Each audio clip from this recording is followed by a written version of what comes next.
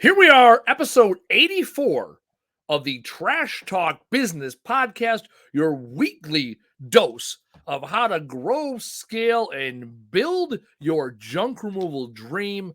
As always, I'm Andy Weins, and he is Casey Bubba Lawrence. Casey, what are we going to talk about today? And today's kind of a kicker because I think we open it up to the audience. Let's see if we can get some questions, some good questions too, right? I'd love to answer some questions today and kind of see what our listeners really want to know. I really, honestly, I'll tell you this right now. I just saw this great thing. This farmer went into a local school asking about food and, their main issue with the kids and their eating. Anyways, long story short, he found out that they didn't know any local farmers or farmer markets. So they spent all this money to like the big box companies like Cisco or Benny Keith, and they got all this flash frozen stuff. Well, the kids obviously were overweight, and they're throwing most of the food away because it was disgusting. So he got with all the farmers around, said, "Hey, look, if you give a damn about your community, let's see if we could feed all these schools." Well, that was year one. Year two, they went from 0 local grown products to $65 million a year in local grown products, 0 Holy shit. preservatives. It was amazing. And the trash, he even tracked their garbage. The garbage from the cafeteria decreased 35%. Okay, so how did that come about? Because the fresher the food, the kids wanted to eat better food for them. And instead of giving them a bunch of just nasty stuff that's either burnt or frozen halfway, they were getting stuff that was scratch, quote unquote, scratch made. So they were throwing less away because they're eating more. Oh, here we go. Okay, I like it. All right, we got a couple, Christopher Mack and Tammy Moses coming on. All right. And it all came down to the education piece. Yeah, I mean, education getting with the local farmers. So this is what I love about business, right? Often there are these very complicated solutions to problems that involve time and money, and yet most times, like in my business at least, it came down to education, opportunity, and access. And I'm saying access. I use that word in access to people, because the people have the information or have the solution. That's what's going on, right? So that to me is the key to business, right? And the way you get there is don't always think about what's in it for you. Think about who you can connect and what it can lead to, what you can give, what information or education you can give to the world. That's what's getting into it. Christopher Mack, we do junk removal, but we also do weekly trash pickup. That's interesting. We've had one guy on that did weekly trash pickup, right? He did. Yeah, routes. It was different though. It wasn't. He was only getting first started because he was charging like $40 a month or $30 a month, something and he would come weekly, like up to 2 bags. That's one thing. Interesting. Is that Christopher Mack? You said? Yeah, he said he wants to come on the show eventually. Hell, man, I can send you a link right now. Let me figure out how to do this. I think if you have an in and you have some longevity with that, because we actually rural PA. There you go. Yeah, that makes sense, man. That's awesome. Yeah. We couldn't compete with the bigger companies, because they would come in and be like, "Hey, we're way cheaper. We can take away a lot more." Yeah. And we're just like, "Yeah, we can't touch that." But rural area, I was about to say that's kind of like your only shot, really, unless you got a compactor truck. Yeah. So Christopher Mack, there you go, $30 a month, 150 clients. There you go. I like that, right? That is continuous, repeatable revenue, which is often what people are looking for. And do you provide the trash can? That's another question I want to ask him. Well, that's fine. I sent him a message, Christopher Mack. I know you're listening because you drop it in. I sent you a message via Facebook Messenger to have you on the show. You can literally jump on the show right now because Taylor's not here. Taylor, our producer's not here, so we are. I'm running the show on the back end, which might make it awesome. Oh, we're on the road. Let's set up a date. All right, fair enough. We got money first. I can appreciate that, Mr. Christopher Mack. All right, we will have him on the show to talk about that. Okay. So no trash at the moment. So he's slinging. So the reason I ask him that is because And this is the tricky part, right? This is where capital comes in and it really kicks your Mhm. ass in the first year. But if you can get to a point you can supply an efficient size trash can, whether it be 30 or even 55 gallon, Yep. then you increase your rate the first year. They'll pay for that trash can. You'll probably make less money though. And then the second year, that trash can's paid for. But here's the tricky part. If they move, who Yep. takes the trash can? Who owns the trash can? Yeah, Right? that's another that's typically contractual, right? And what you Yeah. do is here's the solution of that is you give them a refundable deposit. That's it. Hmm. You're like, hey, I will Yeah. provide you a trash can, but you got to pay $50 up front for me to set you up. You can charge them $100. Hey, it's gonna be $100 Hmm. setup fee, and that includes your trash can, getting you routed, whatever, right? Which Hmm. is $100 is that covers your trash can and all your startup expenses, and after that, $30 a month, and that's what your trash companies do anyways. Your waste management in the world, they charge you at the beginning of the month, so they're getting theirs, and they'll charge you a can delivery and or removal fee unless you sign like a 3-year contract. And if you sign a 3-year contract, it says right in there, like, hey, if you screw up, we're going to charge you for your can. Like, you got to let us know. We're Yeah. going to put a stop service on and have it out there. And again, that's where the goal is, to not make it so overly complicated like waste management, right? The goal is like, hey, cool, you're a rural area, Hmm.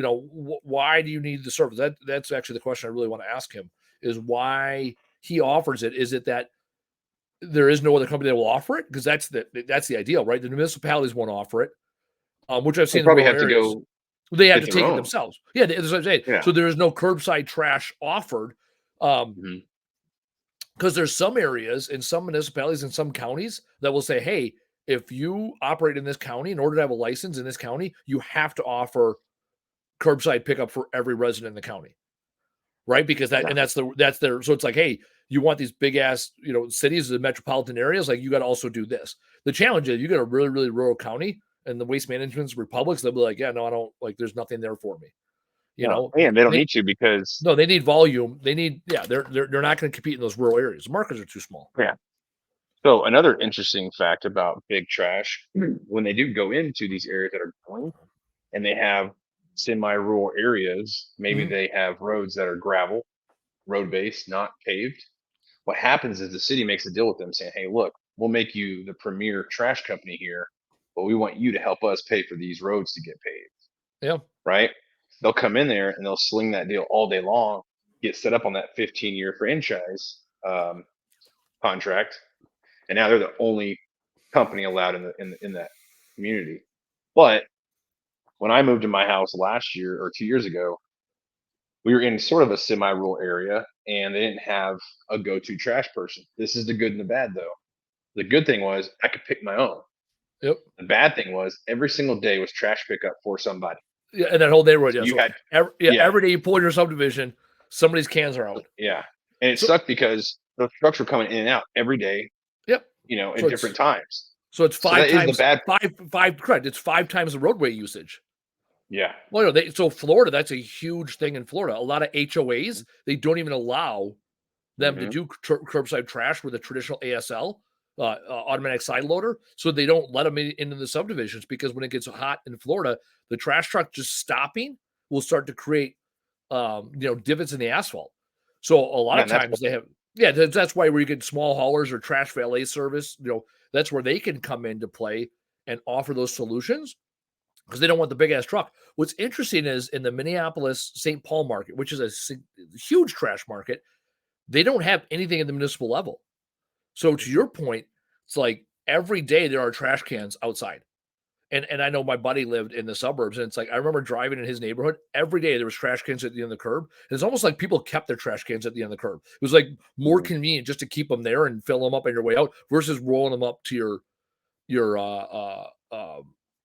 garage. And I also know Right. areas. So I've done a lot of work in the Chicago suburbs. They have a lot of neighborhoods there where it's like if you don't bring a trash can in by noon, right? Yeah, Like they'll they'll give you a penalize little you. notice.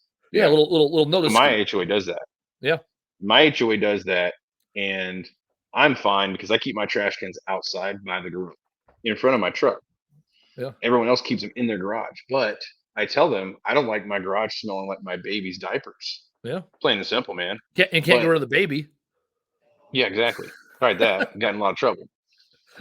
But I will say, that if you're dealing with HOAs, this is my 2 cents because not too far from where I'm at right now, there's an airstrip, and I've said this before. I told you this before.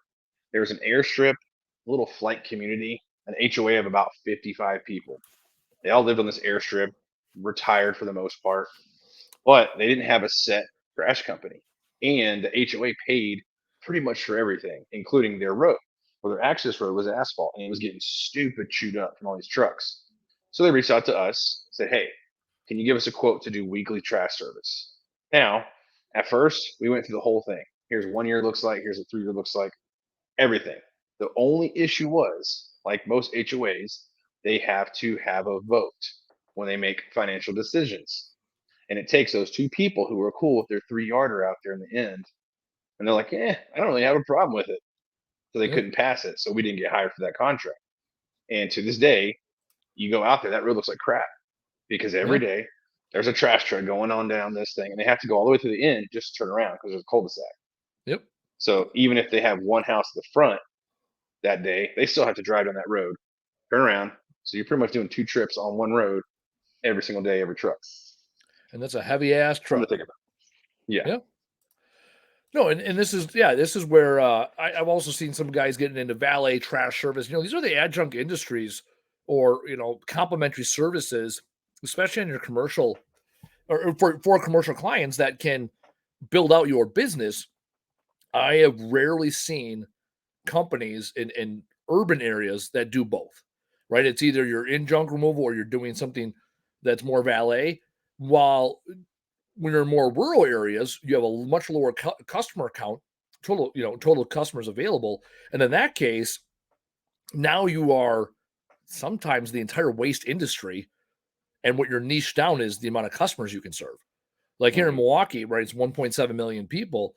Or if I tried doing 2 or 3 different services and capturing market share, even in a handful of zip codes, it'd be a stretch versus doing one service. So that's the other thing. It's you can complement curbside trash with dumpsters, roll-offs, Hmm. right? Plus do junk removal and be the end all be all waste solution for your entire county or a half a county, depending on how far you're willing to go. Just gonna have some money. Correct. That's the thing. The You're gonna challenge be with that spending is, some money up front. yeah, the challenge with that is you have 2 or 3 different truck types, 2 or 3 body types. Hmm. I'd be Now the interested other to thing, hear what kind of truck type he uses for yeah, truck trailer, what curbside. I think, because that was What's the other that? thing for us. When we put that together, we were like, hey, if we supply trash cans, this is how much it's going to be. Mhm. And then if we don't supply trash cans, do we want them to have a bunch of bags of trash at the end of their driveway? Because that could also be an issue, right? All it takes is Yep. an animal to get in them or whatever. So, yeah, I'm interested to see what he's driving. Now, what I was going to say about the rural area, I'm still waiting on someone to come up and say, hey, man, I got into the horse shit game because that was a weekly haul for us, man. Every Friday at 11 a.m., we knew we were at someone's house getting half a trailer full of horse food. Every Friday. That I, wasn't bad, man. you know what? I would imagine most people in rural areas have a solution for that already. Yeah, what they usually do is they stock it up. They Yeah. use their tractor, take it out to the field, spread it. You can do that. Or a lot of times, if they're so where I was at, we were around two different horse communities. One actually had a disposal site just for horse waste. The Hmm. problem with that is, like anything, there wasn't really much money in it for them to keep it going. So they Yeah. closed it down. So then you had a lot of people piles, no shit, just piles and piles and piles and piles and piles. And then call us, hey, we gotta get rid of this. Like we're running out of room. There's just horse crap everywhere. You can only put it in so many piles. Now on the very far out, like in the actual rural areas, yeah. I mean, that's a little different because you have probably 30, 40 acres. Doesn't really matter. It spreads really good like dirt. I'm talking about like semi-rural, like pretty much where you shoot. I don't know. Think about an area outside of Milwaukee that's not technically rural, but Yeah. No, you know, I got. Yeah. five, Yeah. Yeah. 5, 10 acre tracks. Yeah. Exactly. Where you are, where you have a rural property and not a rural area, right? Yeah. Exactly. You have 10 acres, but you're probably surrounded by some subdivisions, right? You get far enough Yeah, out, they have agricultural infrastructure. Everything's there, right? yeah. Everyone. Like your farm, that's not an issue.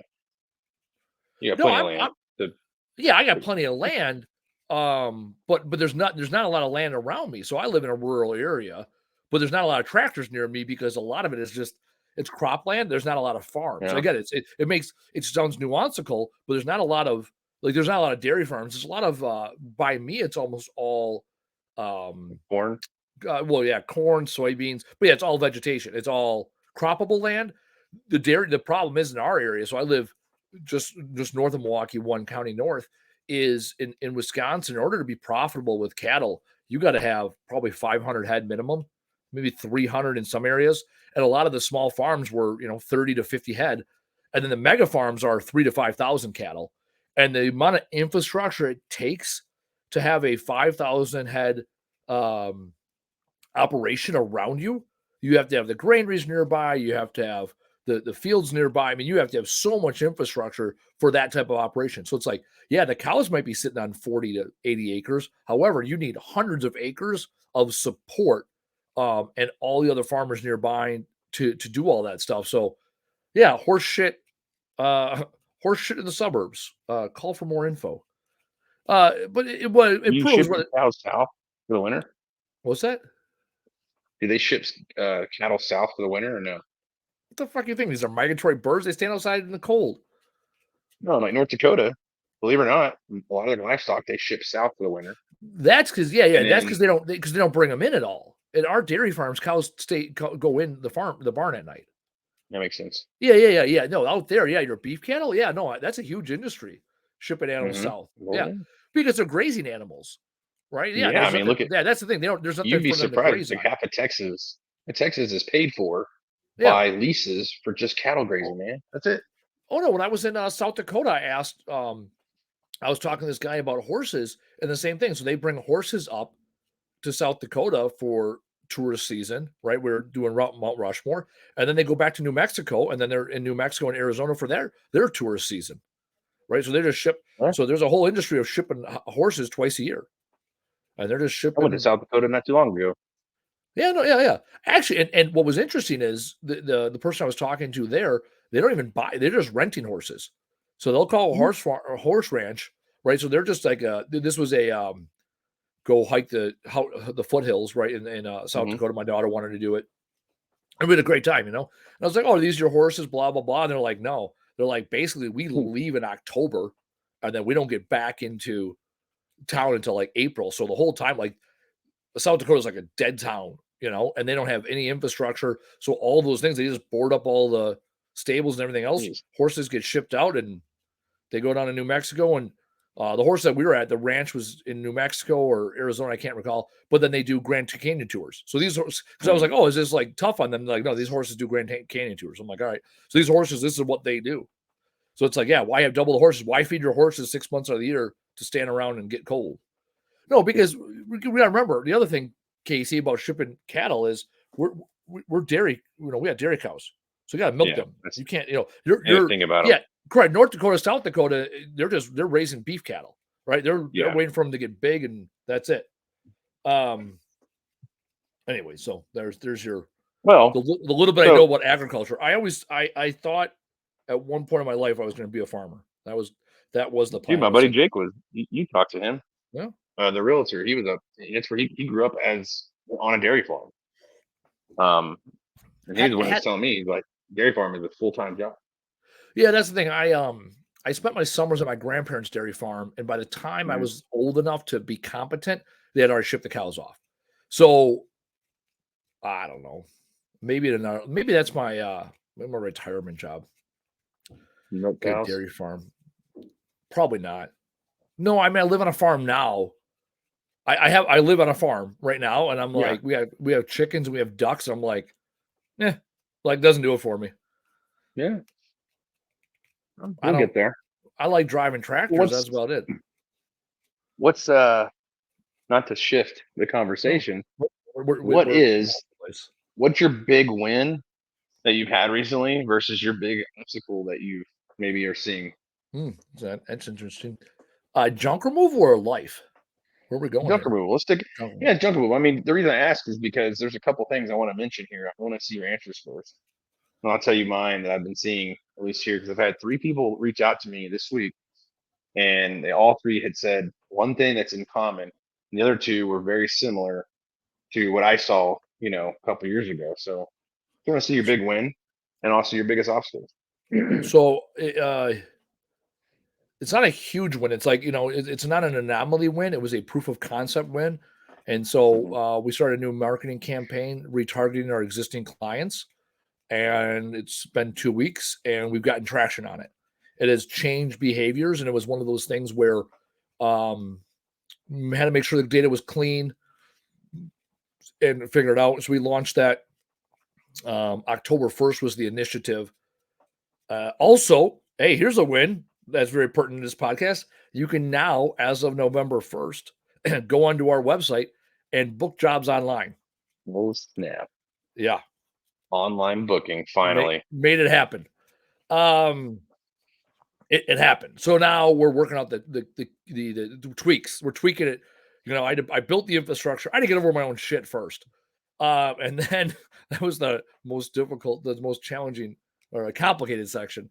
So yeah, those two things. The fact that we have a new marketing campaign, right? Because sales, and then the flip side, biggest challenge or the biggest obstacle this year Mhm. has been we have our residential side of the business has grown, and we're 98% to goal year to date on the residential, and we are not 98% to goal on our commercial side. So we have not grown our commercial line of business at the same clip that we have grown our residential line of business, and that has been a thorn, and that is what we typically rely on over the winter. So that's been the struggle point, the full transparency. So I mean, both mine are very much on sales because operationally, Mhm. labor, disposal, and fuel, we have seen some significant efficiencies over the last 9 months where we are better than planned compared to where we were last year. So, those are more, you see those needles move slowly. So it's like disposal, for example, right? You got to put a bunch of processes in place and then track it for 90 days to see, okay, are we actually making gains? Right? You can't be like, oh, disposal was low this week. It's like, well, there's a lot of factors why it could have been low, and that's high the next week, and you're not going to beat yourself up. So, Yeah. um, our top three expenses in this industry are variable labor, disposal, and fuel that are controllable, and all three of those are down as a percentage of total revenue from goal. So that's good. Mm. So there's three wins, and then the biggest challenge is driving commercial revenue and large project revenue. We've seen a lot. Our customer count is much higher this year. However, we've done a lot of smaller jobs. A lot of the bigger jobs, clean outs that we had seen for years with real estate have really dried up. Um, and that's contributing. The contributing factor there is the real estate market is slow, so more competition for less jobs. So, um, all right. So here's what I was hearing. Right, the wins are right now. A lot of people are getting really. They're improving their marketing tactics. They're not just going to networking events. They're actually choosing the best option for them. Instead of just going to a networking event, they're saying, "Hey, what's this about? Who's actually going to be there? Do I need to be there?" The other thing is, when it comes to basics, right? They're going back to the basics. When you get slower, you tighten up your budget a little bit. The Yep. one thing that has always been very, very, very cheap and affordable is your tangible marketing materials, right? Cards, your mailers, yard signs, Yep. door hangers, whatever. You start to see more during the season because people are like, oh, I better try everything. They get through the Google hype, and then now they're like, well, I can't afford to keep doing this right now. I got to you know, get some traction. So they're getting a lot better with their marketing. They're also rolling out referral programs. So I had a buddy reach out to me. And he was like, "Hey, you know so and so?" And I'm like, "No, I don't. Why?" He's like, "Well, I got an estimate I'm doing." And I was like, "Oh, is it in Dallas?" He goes, "Yeah." "Oh, yeah, I referred you to my brother's neighbor." He goes, "Well, dude, go on my website and sign up for my affiliate program." I'm like, "Oh, okay. Why?" He's like, "So you can get paid. Because when I get this job signed up, he's like, I'll spit you a percentage of it." So I started thinking, I was like, huh. So I went to a couple of different websites, one of them being my clients. They have a referral program. Now, for junk removal, it's a little different than a roofing company or a GC. They got a little bit more money in their business. But for a junk removal company, we used to do this. The referral program is a great way to not just touch customers, but to have your current customers engage with your new customers. And 9 times out of 10, those current customers are going to use you again because you just reminded them. Even if you're not calling about using you, you can say, "Hey, Andy, I know you used this back in May. I was just letting you know we have this referral program that if you refer us a customer, we're going to send you this $10 Starbucks gift card, whatever." Mhm. Now they're going to be like, "Well, first of all, Casey's in my mind again. I got some stuff I need cleaned up. Second of all, I love free coffee." So what that does for you is even if you buy, let's just say, for instance, you go buy 20 gift cards, $10, Yep. $200 you just spent. You hand them out to 20 different current customers as a thank you or a referral, Yep. and they give you a minimum job, even a minimum job. What's your Yep. minimum? $125, right? 124, whatever. So it's worth it. And it also gives you that opportunity to engage with your current customers, which then brings them back to your business. Now, the obstacles I'm seeing from just these three people are answering their phones because they, whatever reasons they want to give me, but they're saying, "Oh, I missed this call. They didn't leave a message. What do I do?" Call them Call them back. back. Call them Worst back. case scenario, they're Next not question. Next question. yeah, Yeah. worst case scenario, they're not your customer. So if you're missing calls and they didn't leave a voicemail or a text, call them back. "Hey, this is so and so with this junk removal company. I missed a call from this number. How can I help you?" If it's a bad number, you'll know right away. A lot of times they just call, you don't answer, they move on. Um, so yeah, they're seeing a decrease in sales, but since they listen to this podcast, they're also starting to tighten up their standards and procedures, which is Mhm. pretty cool. They're actually listening. I know it's hard to do because you're like, "Oh, this isn't making me money right now." It's not, but it's taking care of your business, which then in turn makes you money. Well, yeah. I get twitchy about that. Actually, I covered that in um, Experience Andy Wines Live, which is a show I do right before this every Monday, 3:30 Central. And I was talking about excellence over time, right? It's that delayed gratification. It's like, yeah, does spending 25 hours right now on a Starbucks gift card put 25 hours into your business or take 25 hours out? Well, it takes it out, right? That's Yeah. math. You don't even need a hillbilly math for that one, right? There's the answer. And yet you are making an investment in the future. So that's the difference between an abundance mindset or a scarcity mindset. Let me ask, for those three people you've been talking to, Mhm. would you say that they are optimistic, pessimistic, or neutral going into the winter?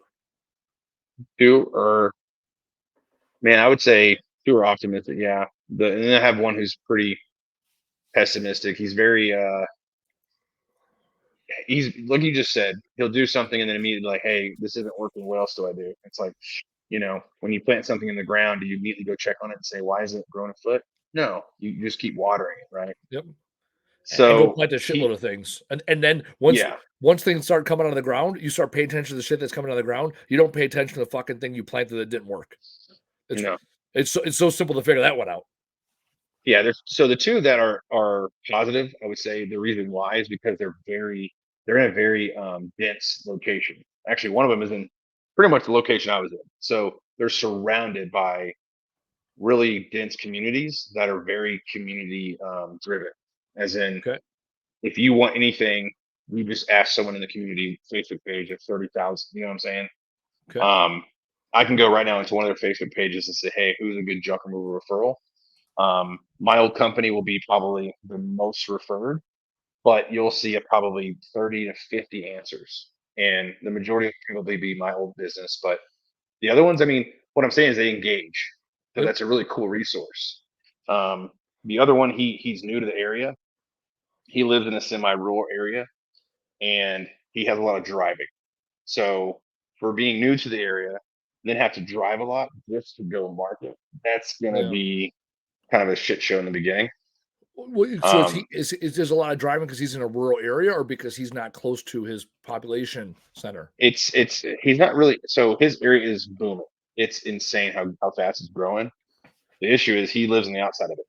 Yeah. So in order for him to get So to his customers, he has to he get it. He has has to to drive. commit. Yeah. Yeah, and in order to him, even a simple chamber. Let's just say you join a chamber, right? Yep. Some of these cities are so small still that you'll have five or six a part of one chamber, right? Yep. Which is cool. But the problem is, what part of the area are you on to just go to that one meeting? You know what I'm saying? So, he's only been there 2 months, Yeah. No, but and I mean, a lot of what Justin talked to us about a couple weeks ago, 3 weeks ago, has resonated with me. He talked about 2024 is going to be a flat year, if not a down year from 23. And those with customers or those with traction, those with good data, those with good customer lists, those are the ones that are going to win out, not the ones that easy, got it, whatever, easy come, easy go, right? They got in when it was easy, and they'll get out when it's Yeah. easy. You know? And this business, this is when you start calling your current customers. Go back 90 days. Yep. Okay, let's say you're an average, I don't know, 1 to 2 truck operation. In the past 3 months, you should probably have 100, if not more, customers. Yeah. Call them. Hey, this is so and so. I'm checking in on you. How's everything going? Right? I know Thanksgiving is around the corner. Just wanted to wish you happy holidays. Something. It doesn't have to even be relevant to what you do. You Yep. just need to make that connection. Say hi. Don't even mention trash. Don't even mention junk. Hey, how you doing? It's been a while. Just want to say thank you again for using us, and I hope you have a great and wonderful November. Something. Yep. And it's that getting in their head, right? That, oh, you know what? This person's awesome. I do need to clean out some stuff because I have family coming over. Whatever. And a lot of us are we may be a little timid or afraid even of calling customers. I'm not good at cold call. I'm not good Yep. at sales. Well, there's two things I'm going to tell you. One, get good at it. Two, you have no excuses not to be good at it because you're a business owner. Sales is your number one thing, right? Yep. It's just how it is. So if you need training, get it. If you need some self help for sales, get it. The fact is, there's no issue at all calling customers and saying, "Hey, thank you." It's like vets, man. Thanks for your service. You know it's going to happen. Yep. But call these people, say, "Hey, I appreciate the business you've given us. If there's anything else I can do for you, please let me know." And go down the list and put a check mark next to that person. I called them on this day. I called them on this day, and then your phone's going to start ringing. I can guarantee that. Yeah. No, that I can't argue that logic. Yeah.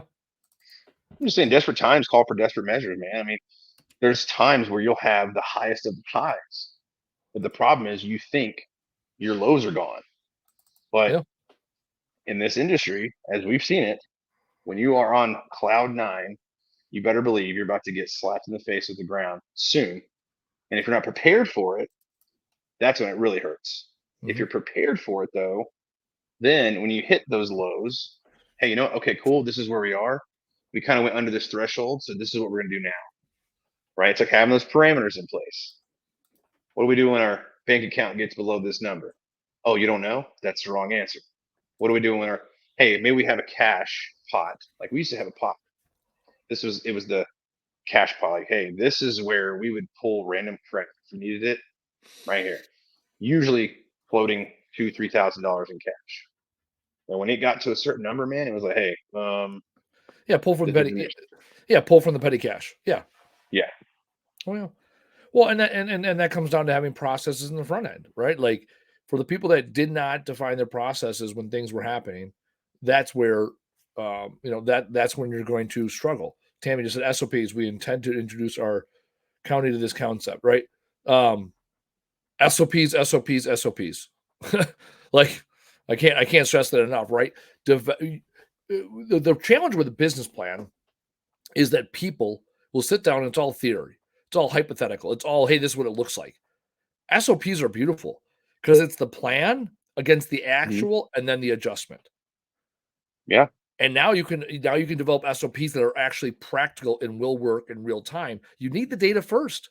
The only way you get the data is getting out there and doing the fucking thing and then tracking it and testing it and tracking it and testing it and repeating. That's your job as a business owner. So it's I would even constantly ask your track and customers, test. would you use me again? Yeah. Why not?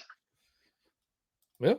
I mean, Andy, if I hired your guys today to do whatever, and you gave me this card, either through email or even physical, hey, you know what? When you show up, you hand me this card. By the time you leave, I'm gonna fill this card out and give it right back to you. And on that card, it is, did I show up on time?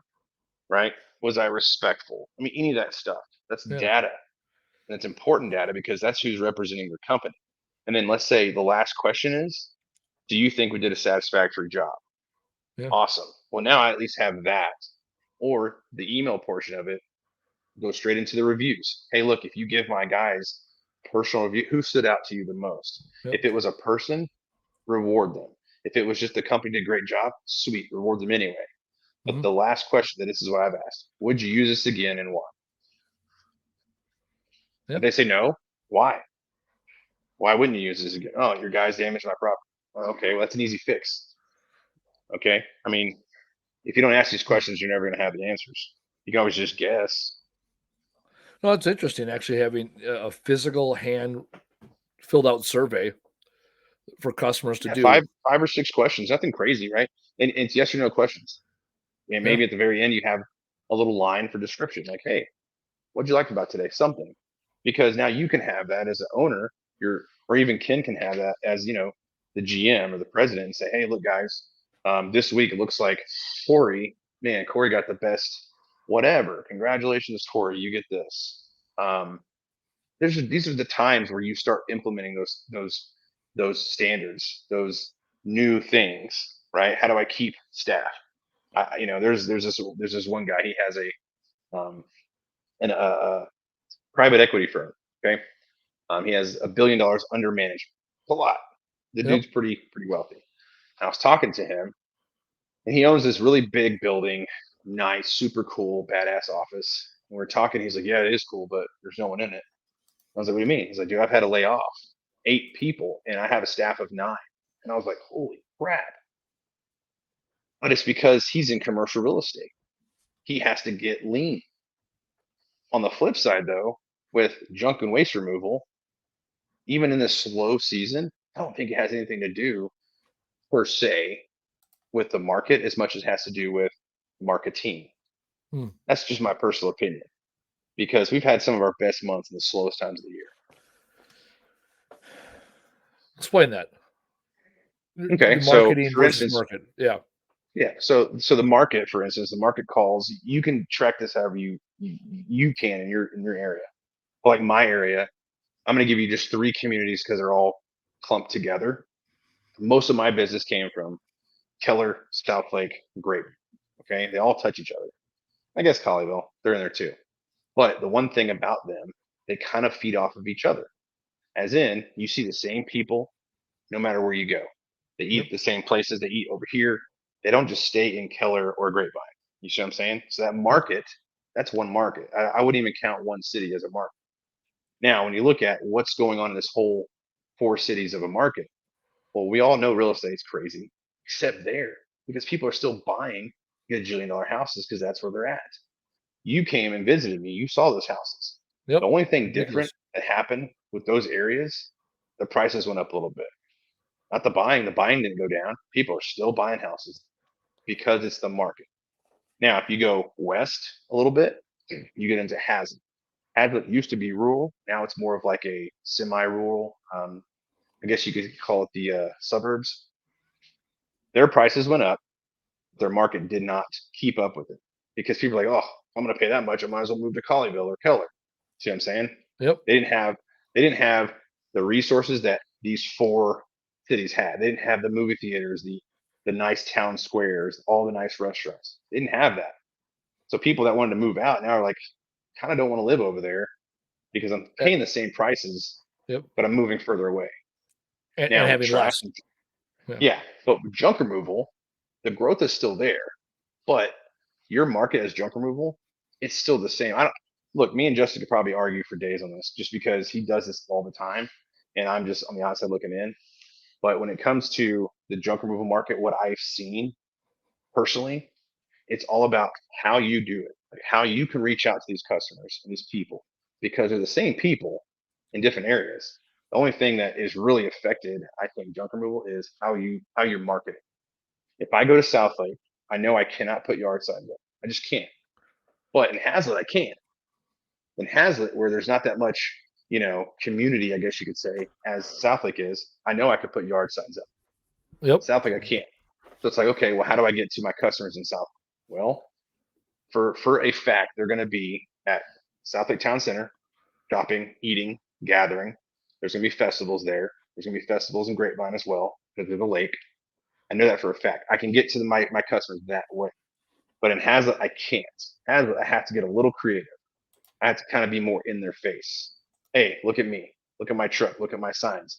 Hey, I have a door hanger on your door, right? So the marketing is completely different, but the market's not really that different for junk removal. Mm. You see what I'm saying? Yeah. All right. And a lot of our listeners are in multi-income areas where you can have low income to high income within a 10-mile radius. My personal opinion is you are not a sub. You know what? Here, let me just sum it up for you. You're a premium service. That's how I look at it. Junk removal is a premium service. It just is. I think you need to go after your premium customers. If Well, I mean, yeah, no, junk removal is absolutely a premium service, right? Like your entry level service is curbside trash removal, right? That is yeah, we look at it from a waste industry perspective. That is your standard service, right? And a premium service is, hey, I'm gonna have somebody take something out of my house. yeah, So junk removal is already a premium because there's some people we get phone calls like this all the time, like I can put it on my curb for free. Like, yeah, you can. I can sell it on rummage sale. Yes, you can. Right. So anything that you can pay for becomes a um becomes a premium service. yeah. But why not get the premium customers? You know, Yeah, no, yeah, I mean, you can cater to the masses, but at the same time, like how we looked at it, I mean, if you could look at my area, right, and I know everyone on this podcast, they're from everywhere, but look at your area and say, where's the middle line, right? Where's your middle class? Where's your upper class? And then where's yeah, your lower class? yeah, This has nothing to do with any ethics. This is all about business. You have no business doing business in lower class areas. And the yeah, reason why is because if you go and do a full trailer job and you're arguing over $500, hey, oh, I don't want to pay 500. I want to pay 400. That's $100 difference. yeah, If they're going to argue over $100 difference, you need to leave. yep, Don't go back there. And I know a lot of people want to help. They say, hey, this, poor person, they're, down their luck, whatever. I get that. And there's other ways you can help them, but don't cater to that area. You're going to have the one and two here and there. You're going to have those, and I get it. But if I'm going to put marketing out and I'm going to spend money and time, I'm going to do it where it matters, the premium areas. Because if you want to be out there and say, hey, I want to be the go-to junk person, I want to be a household name, whatever, that's where you do it.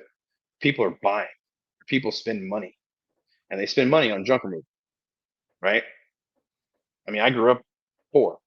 I don't yeah, think my dad yeah. ever thought, hey, who can I hire to come take the trash? No. It was like, hey, get in. We're gonna go to landfill. Yeah, well, we were and our family was we were the ones that picked up trash on the side of the road and Yeah. appliances and drove the nice neighborhoods. Like, yeah, so yeah, yeah, I can appreciate it from my perspective on the other end of growing up doing it. Or every time there's a little old lady at church, my dad would clean people's houses out just so he could keep the stuff, right? And so he would work Yeah. all day Saturday for a couple $100 worth of stuff he might be able to resale or things he just wanted, right? So like, yeah, that in that regard, it was yeah. I was talking about like I probably wouldn't pay for junk removal, and yet I got the guys coming out to my house on Thursday this week, getting some stuff out of my garage, and of course it was shit that I brought home from here. And then I got a dresser, and then like the next week a better dresser came, so I took the better dresser home, and now I'm gonna get rid of the other dresser, and it's a 2-man lift. And instead of bringing a truck home, the guy's there's a job like 10 minutes from my house. So I'm like, screw it, they can stop by my house real quick, pick up this dresser, right? Like, yeah, I wouldn't Yeah. otherwise. No, Well, I I'll tell wouldn't. you this. So I was the same way, but after we sold the company and like uh the the house we sold a year and a half ago, I hired a junk company. I Yeah, did. Because I was like, dude, I don't freaking want to mess with this. But at the same time, I understood the value of hiring the junk removal company, you're right? Because hell, I owned one. So I don't know. I think it's very relative to your situation. But for me, if I was to do it all over again, I think I could do better than I did the first time because I know where to focus more of my energy, and that is the premium areas. I wouldn't do a huge net, yeah, even to this day. I wouldn't. I would be like, I'm going to focus this area, because I know if I'm here, I'm grabbing here. all the other You're shit. going to be there. Well, and that's Yeah. consistent with what Justin said, right? Win 5 zip codes, win Yeah. 5 zip codes of $100,000 more, and then go from there. Yep. You just have to. Look, Google's there. Get it, and it helps. It does. But I'm telling you right now, what I've seen is if you start from within, there's nowhere else to grow except for out. You know, and then you Hmm. can add Google AdWords, of course. But when you can literally go anywhere, go into any store or chamber or whatever, and say, hey, who's the go-to junk removal? And they got a point at your company. Sweet. Now you can move on to the next one. Until then, don't do it. That's just how Yeah. it is. You're already a niche.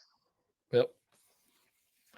No, I can absolutely appreciate that mindset because I still talk to a couple of the franchisees from our former franchise we're part of, and their whole thing is take on everyone everywhere all the time, and try to take on, oh yeah, service all of name that big fucking city, and they fail miserably. Every single time. That's it. And you Because can even the even speak to the point where, well, we'll just throw money at it, see what yeah happens. You yeah can that have all doesn't the money work in the either. world. Yeah, Problem still I know. Yeah, correct. People have lost millions of dollars with that mindset. Speaking of losing, we've gone 46 minutes in this podcast. Haven't even talked about them Cowboys. How about them oh boys? I man, had the pleasure of gracing the hallowed ground of Lambeau Field yesterday as the Green Bay saw that. Football Packers put Did they win? ass kicking, the ass kicking Yeah, 20-3 against a backup quarterback in the Rams. Not I man. watched the game from the stadium and I was bored. I've never sat down so much in a Packer game. Got the Well, I'll tell you W. this. You're Did not welcome feel for good the about it. backup quarterback because we had to put Stafford out for you. You know, Fair, fine. but I That's will all right. also say I will We put say out that was that game. That yeah. game was a We put good game hold on. We put playing out a Cousins. bunch of Hold on. referees. Hold But on. We put man, out Cousins. We put out Cousins for the season. Dang old Achilles. doesn't put himself out. Also in baseball news, because I have Facebook up right now. I don't normally pay attention to Facebook, but I have it up so I can watch the comments. I saw this Texas pop.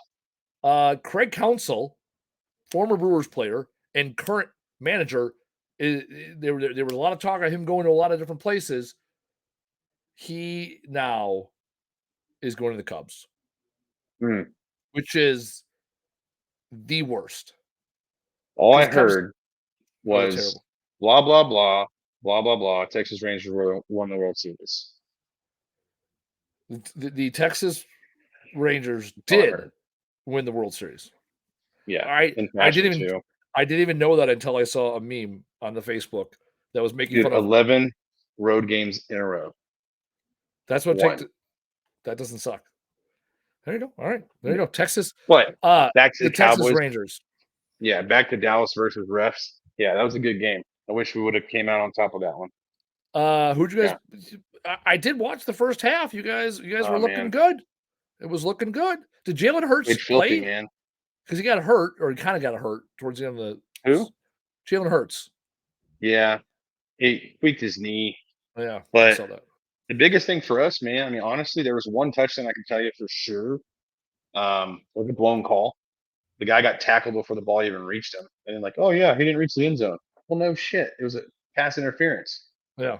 And then I mean, there were so many blown calls, it wasn't even fun. Like, even the announcers were like, I don't agree with that. It is what it is, man. Yeah. All right. I I just just hate filthy. I had to mention it. I went to the Packer game yesterday, and then I watched the first half on the way back. We were driving back. I was watching it, and then I was like, "Oh, I'll finish watching it," and I never did. I ended up watching two Netflix documentaries last night because that's what I love doing. One on Sylvester Stallone, phenomenal. Couldn't Um, get to it. It was boring. oh my god, you couldn't. All right, well, I grew up watching the Rocky movies. It was You interesting can't. because it wasn't like his full life. It was more him in these three iconic roles, right? Rocky, Rambo, and the Expendables. I don't even know his name of his character in the Expendables. Never seen it. No, And then the other one, that's pretty much what you remember him as, though. yeah, And cliffhanger. in Cliffhanger, right? And Stopper, my mother will shoot. Yeah. And then the other documentary I watched, which was really good and baseball related, where this is coming from, Yogi Berra documentary on Netflix. Phenomenal. Hmm. I'm not even a baseball guy. I don't give a shit about the baseballs or the Yankees. Yogi Berra documentary, great documentary. You should watch Because Nolan, man, I've seen too. that one, dude. I've seen the You Nolan have? documentary, dude. It's Okay, phenomenal, because I haven't seen Yogi, but yeah, Nolan was actually dude. surprisingly really, really good. Yeah, because he didn't give a fuck. Nolan Ryan was a badass that basically went to the Rangers to retire and was like, "Hey, how about I throw, pitch another 7 season and get like 2 perfect games or whatever it Another, was." yeah, more Yeah, no hitters, racking them up. No big racking deal. him up, and he was, you know what? The fucked up thing with Nolan Ryan. This is the biggest thing I took from the documentary, and this is how you know I watched it. How many Cy Youngs did Nolan Ryan have? 0. None. When I Yeah, think of but pitchers, I think of Greg crazy. Maddux. I think of Cy Young himself, right? I Mhm. think of Nolan Ryan. No Yeah, Cy Youngs in all those years. Sandy no. Koufax right, never had a single Cy Young, and yet pretty much has all the other like major records. And I mean, Oh, 4 perfect games. so no one will ever reach his strikeout record. No, they can't. No, no. Second place is Randy Johnson, and he's like Randy Johnson. 2,000 behind. He's like, yeah, he's like 1,000 behind. Yeah, no one's gonna because no one's gonna pitch as many games as he did. He pitched, Yeah, every third game for 20 seasons. And the other thing was all interesting is game. what I thought was interesting with him in particular was the reasons why he moved from place to place to place. You know what I mean? It wasn't like he like there was it was up to it was basically like he kept getting looked over. They're like, all right, you're past your Mhm. prime. And he's like, all right, I guess I'll go over like I'll just pick up a 1 year minimum contract and like, oh, He just loves t- baseball. yeah, it turns out I don't suck. You know? Yeah. He didn't even think he was that good. Like in high school, he's like, oh yeah, maybe I'll try this. He's like, maybe I'll try this baseball thing. You I know? will say that the one thing I got from that was his wife is probably one of the best people in the world Oh for yeah. having to deal with all that crap the entire time. Oh yeah. Yeah, yeah. No, yeah, she was a high school sweetheart, put up with his shit. Yeah. He's like, "Oh yeah, by the way, I'm gonna go play baseball, and I'm not even that good Yeah. at the time." Yeah. And he figured it the fuck out. Oh yeah, um, that is another good documentary. I'm always up for a good documentary. All right, so We got a shout out from Pat, by the way. yeah, We're doing good, Pat. we are doing good. Life is good. It's Monday. Pat Boatwright. Yeah, oh fuck, was it? I click on his. There it is. Yeah, John Callers. He's no, He was he on didn't. he was on here a long No, he time was on ago. here. Was he the one? No, no, but was he the one that did Curbside? Was he doing Curbside? No, I don't think so. I'll ask him if he's listening. Yeah, I think he did Curbside. That's why my brain was like, huh. Couldn't remember if he was the one. Yeah, we had a great conversation with Pat. I think he was still part time when we were talking to him. Couldn't remember if he was Mhm. full all in yet. Episode 21. Oh, there you go. So this is what I do enjoy is that we can look back now 84 episodes later and talk about the great people we've met and the people that we've inspired and the yeah, there it goes. That was like episode 21. Um and see where they are on the journey. Look, we should have a still part-time getting there. There he goes. He's texting. No, yeah, curbside trash removal. I said it out loud. So earlier, Pat, we were talking about doing a curbside trash pickup. So weekly trash pickup, your standard trash pickup. So, anyways, yeah, no, it was but we do remember talking to you still part-time. That's awesome. Like the thing is still grinding. And that's the thing. Everyone's journey is different. And the goal is that you get up and you still keep doing the thing and you keep Yeah. pursuing what it is you're pursuing. So I had a guy text me today, "Hey, I got a full-time job and business is picking up too." Like, good. he was going Yeah. through some really slow times, and I told him, "My opinion is take care of your family first, no matter Yep. what that means. Oh yeah. Like, if you gotta go get another job, do it."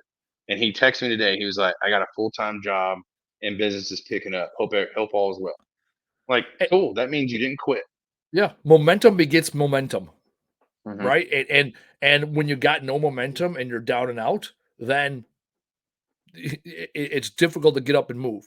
And when you get some momentum in one area of your life, then you'll see that transition to other areas of your life. I know that with my personal, my personal life and my physical health. When one thing's dialed in, it makes everything else that much simpler because I'm not sitting there thinking about the 50 things that going right in my life. I'm like, all right, let me be grateful for the 20 things I got going right, and here are the 30 things I still need to work on. So you got to start getting Right. momentum somewhere. Have you ever noticed the burden of few affects the positivity of the many? Mm, Like, you yeah. could have 2 things that are just going bad, and yet it makes you overlook all the good. Oh yeah. Where'd you fucking It's get that quote backwards. from? Just pulled it out of my butt, dude. There we go. That's a fucking. Jesus, I'm gonna have to interview you for my next book. Phrases fucking matter. All right. Yeah, man. With respect to time, it's getting fucking dark. Daylight saving time is stupid. It's dark here already. Let's Yeah, the get sun to is it. I know like you got the setting. sun. Oh my What the god, hell? yeah. Well, I'm on the east side of the building, so the sun's over there fucking off somewhere. Mm. My window's right over here. All right, let's get around to it. What was your top takeaway from today? My top takeaway: you need to go out there and approach marketing like it is your first day in business. Okay, desperate time calls for desperate measures. If you are in any kind of desperation mode, Yep. that means you need to don't write off one thing. You need to go out there and be like, hey, I'm going to do yard signs. I'm going to do door hangers. If you can check your box with all of the marketing things you've done and say, I did all 57 marketing things and nothing's happening, then I will give you permission to die on me. Okay.